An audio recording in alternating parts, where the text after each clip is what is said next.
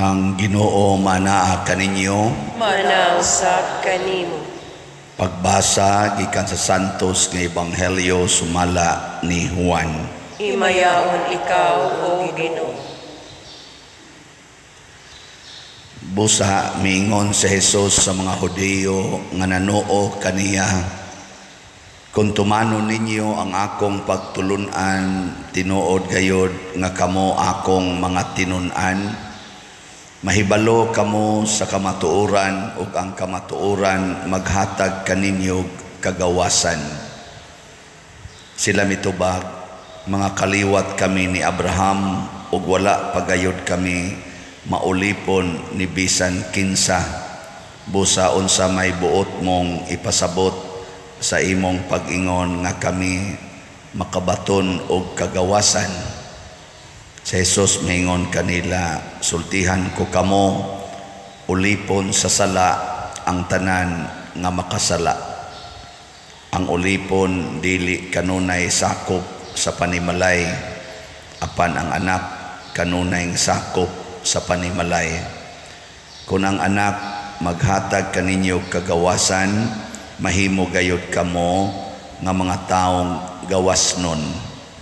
Nasayod ako nga mga kaliwat kamo ni Abraham, apan nagtinguha kamo sa pagpatay kanako, kay dili man kamo mudawat sa akong pagtulunan. Nagsulti ako sa gipadayag kanako sa akong amahan, apan nagbuhat kamo sa gisulti kaninyo sa inyong amahan. Sila mitubag kaniya, si Abraham ang among amahan.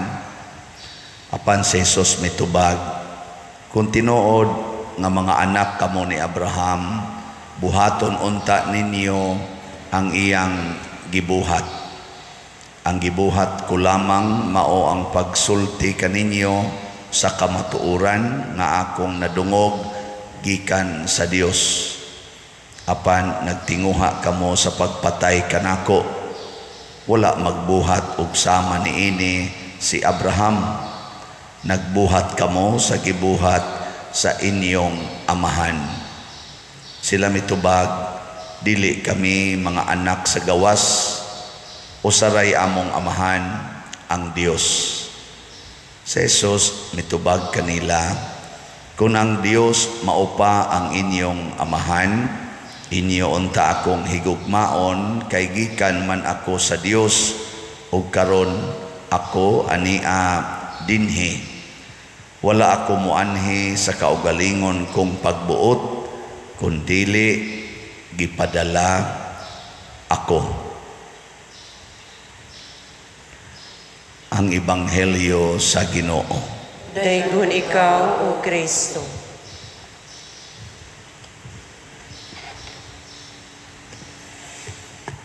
Ang mga Hudiyo, duha ka klase na ay mituo nga si Jesus Mesiyas, na asay wa mutuo. Karon aning atong Ebanghelyo matud pa diri, miingon si Jesus sa mga Hudiyo nga nanuo kaniya. Sa ato pa mga magtutuo. Pero bisan pag mituo sila ni Jesus nga Mesiyas, pero nakiglantugi sila o gisaway gyapon sila ni Jesus. So parihan na nato ang mga tao sa kalibutan na may nituo ni Jesus na asay wa mutuo. Kamurong nanimba dinhi hasta mo diyang sa online sa man mituo mo ni Jesus o wa. Ana. Nya dining mga magtutuo naagya po'y duha ka klase. Ang musunod o ang dili musunod sa gisugo ni Jesus. Hayman mo na bilong ani sa musunod o sa dili musunod sa sugo ni Jesus. Mga buangon tayo. Mao na gisaway ni Jesus kadtong nituo niya, pero kutobras pag-ingon, oh bitaw Misayas na siya, oh bitaw siya magyud ang Mesiyas, oh tinuod bitaw na siya nga anak na siya sa Ginoo. Pero kanang iyang gipanulti di na nako makaya. Naman ta ana, di ba? Wagi siguro hurot ni tanan dinhi. Ingon anag batasan, adi sana mahimo ana. Awang mo bantingali ana. Kinsan niyo dinhi ang mosunod sa gibuhat ni San Roque. San Roque. Ngay usang ni isa. Kinsay mosugot dinhi og mosunod sa gibuhat ni San Lorenzo Ruiz. Sige, kanang ni isa bitaya na ninyo. Nya ituslod-tuslod sa septic tank. Oy, sus, asa ka. Kadto si San Lorenzo gitorture, gipayatak pag baga nga way sapato sila. Sige, suwayo. Nya katupang ilang mga tudlo gipangtusok og dagom nga tagpila to ka gitaskon moabot diri sa puno as tudlo. Ana? Pangita nga tog dagom kuno babe. Bisag ana lang kataas nya ituslok sakitan mangita ng testing sa sugar nga iana ra nagkadiyo tan iking manganita unsa nakatong dagom ituslok tumayo nya tanang tudlo ituslokan ana yang katapusan nga nakapatay niya kadtong gibali siya ang tiil to as babaw niya ituslod sa septic tank kutob dinhi nya pila ka seconds ibton mega mo no baby bisag di lang septic tank lapok lang. Sus, patay tayo. Kinsay mo sagot? Ano? Labaw na ko. Itong sagot Mauna gisawa itanesos. Kaya ang ato manggong batasan, mutuo ta Ginoo, basta pabor.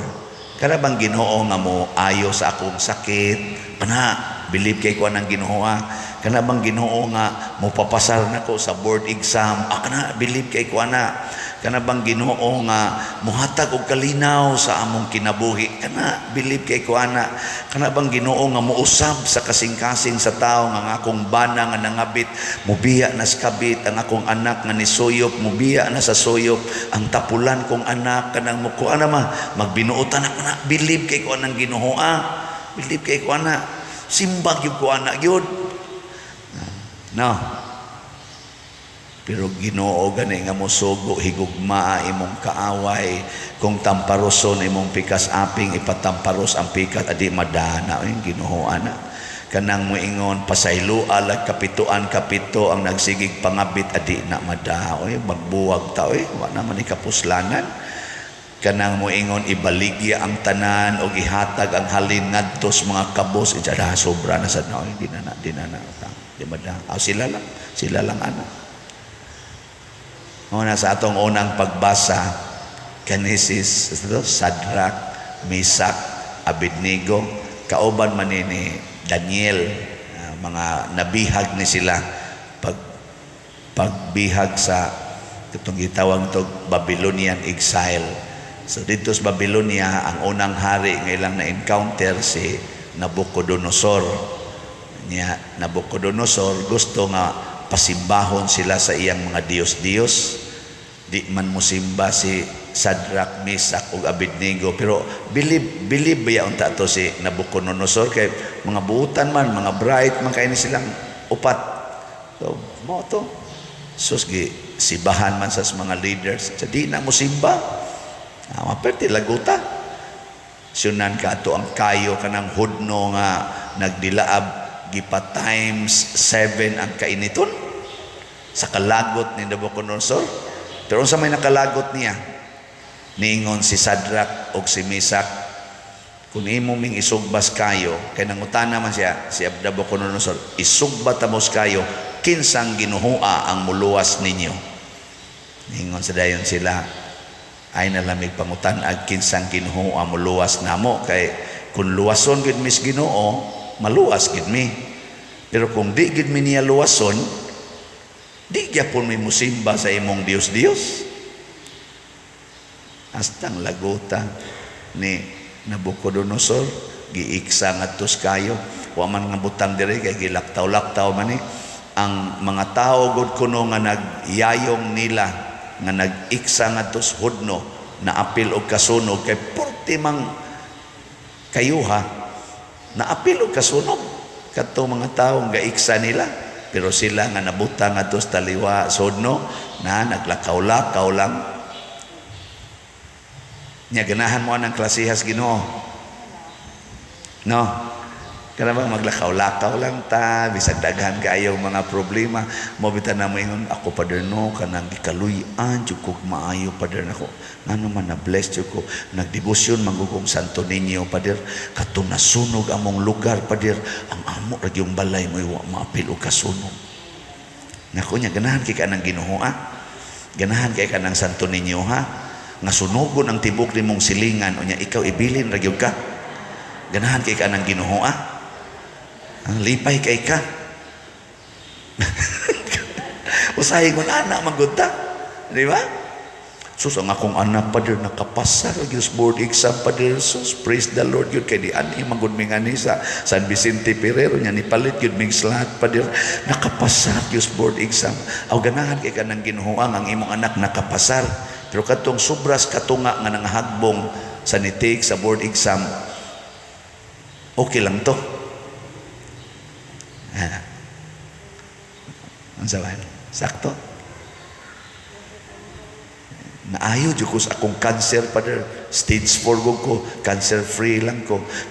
Believe jud ko sa Ginoo. O sige, dai ka ng Ginoo Pero unsaon man to katong nangamatay nga porting daghana nga stage 4 pod. Wa dito sila Ginoo para sa imo. So matod pa ni Kristo, kung musunod mo sa akong mga pagtulunan, masayra ninyo, mahibaluan ninyo ang kamatuoran, o ang kamatuoran mo'y muhatag ninyo kagawasan. Unsa may kamatuoran mga igsoon, dinhis kalibutan, mga matay ragid ang tanan. So dili sukdanan nga ang Ginoo na higugma nato tungod kay wa ta mamatay sa usa ka aksidente, wa ta namatay sa grabe nga sakit, di na maoy timaan nga naay Ginoo. Kay daghan sa kay dihang wa mo tuo Ginoo nga wa gyapon mamatay bisan pa panahon nga naglinog, panahon nga naay flash flood, panahon nga naay nahog nga sakyanan, naa say mga buangon diha nga wa gyud mo tuo Ginoo pero wa gyapon mamatay. Naa say mga buotan nga wa gani mabangga, patay na. Ug naa say mga buotan nga nabangga, patay, sama ni Bishop Chupilo Kamomot. Unsa may timailhan kanang dunatay kagawasan, freedom. Unsa man ang freedom? Kana bang di ka mo mahadlok, mubuhat og usa ka desisyon sa pagsunod sa Ginoo. Sama aning desisyon nga gihimo ni Sadrak, Misak ug Abednego. Free sila. Isugba mi nimos kayo? Okay. Mamatay mi? Okay. O di sad mi mamatay? Okay. Kana mo na'y free? May ka mo mga asawa, makahimo ka mo desisyon nga kung mangabit akong bana, okay ra. Kamaom sa kong mahigog magmangabit. O di sad mangabit, okay gyapon. Mahigog maraman gyapon ko. Ana mo ka free, mga asawa. Ha? Ana? Oh, mga buangon mo. Labaw ng mga bana. Mga bana ko na ba, kinsa may free ko nyo din Moingon mo, mangabit akong asawa, free. Okay ra gyud. Di jud ko mo mausab akong paghigugma niya. Og di sad siya mangabit. Okay gyapon. Pari equal ra. Kay kamao man kong mohigugma kung mangabit siya o di siya mangabit. Ana mo, mga bana. Ako free ra gyud ko. Mupalit mog slot. Okay. Og di sad mo mupalit. Okay ra gyapon. I will always love you. Di ba? Yan, ipalit na mong slot. Free mo nga mo palit og slot. Uy, daghan kay mong mga question mark. Unsa mo palit ko? Unsa may akong palit nga bugas? Yang palit ko? Unsa may ako? Unsa na lang ana? Gamiton man gud akong kwartaha Father God. Napa mangugoy project Father God. Napa mangugoy daghan kay tag mga kondisyon una pa ta mo palit og slot.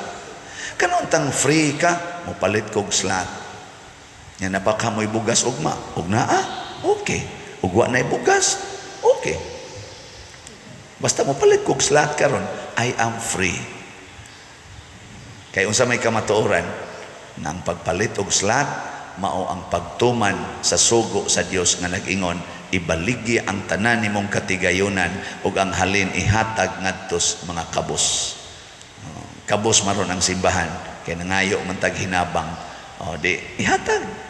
Ingkaw niya ako ay wa man magingos Kristo nga pasagdan ka. Ingon man siya kana mga langgam, kana mga balili, mga buwak, wa man ginanako pasagdi, kamo na ba? Tuo mo ana. Unyag dituo mo nganong di man mo mupalit og slot kada adlaw. Bisag kada semana na lang. Di ba? Og dituo pa ka. Ingon man ka, unya magkuan sa tapadiroy managana sa ta sa future, dili ka free. Na ay naghigot nimo, na ulipon kas imong kahadlok, na ulipon kas imong mga worries, na ulipon kas imong pagka-futuristic, na ulipon kas imong utok nga makasasala. Muna ningon si Kristo, unsa gud tay free, bisag kinsa nga nakasala, ulipon sa sala. Kanang 7 capital sins, mo na kusog kay mo ulipon nato. Example, pride. Kung gusto ka ang imong balay dako gyud, ang imong yuta dako gyud, unsa may imong muhaton, di jud ka mo donate sa imong yuta nga resimbahan. Imo ginang ipapalit og mahal kaayo. Kaya nga naman, imo man ang yuta. Una believe kay ko ng uban, mo donate og tagpila ka hektarya, no? Para nang kapilinya, gidonate 3 ka hektarya. Free kay siya ba?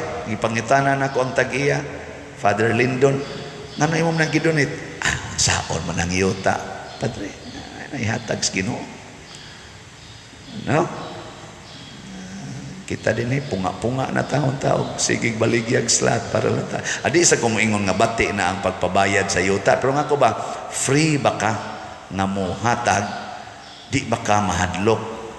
Pride man na, ako guna, sa ka, imo nang yanu-yanon, ako guna, ako, mo man ang pride, ako. Anger, free pa ka ng anger, di madaw anger, naglagot ka sa katao, free pa ka mo smile niya. Ikakita ninyo, ani simbahan, yan ipakita, pa nag-inigsunay, yan na ang imong ikalagutas iskina, pika side nimo. Muana pa ka? Hello, matab, sulirap na yun. Pero kanang free ka nga mo katawa, free ka nga mo smile, tungod kay kamao kang mohigugma sa tao nga naglagot nimo, sa tao nga nagbuhat nimo dautan, free ka nga mahigugma niya. Muna'y freedom. Salamat sa mga free nga nihatag og slot. Ang atong halin as of yesterday sa SBF DAG niabot nag 11,698 ka slots. Papa. Na daghan-daghan naman gani ang ato sang kuan GPHJ niabot na sag 7,289 ka slots. Papa. Salamat sa inyong freedom. Og napay daghan diyang ganahag freedom, ibaligya inyong yuta, nya ipalit og slot. Ibaligya inyong sakyanan, ipalit og slot niya. Free na mo maglakaw. Wala may problema maglakaw sa dan. Ako sa dibaligya na ko akong stipend. Ako nang ikuan, palit og slot. Pero naidaghanon pamaagi aron ma-exercise nato ang freedom.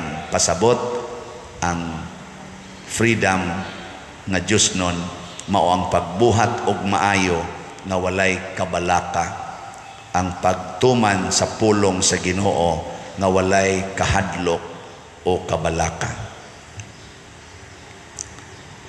Manindog ta.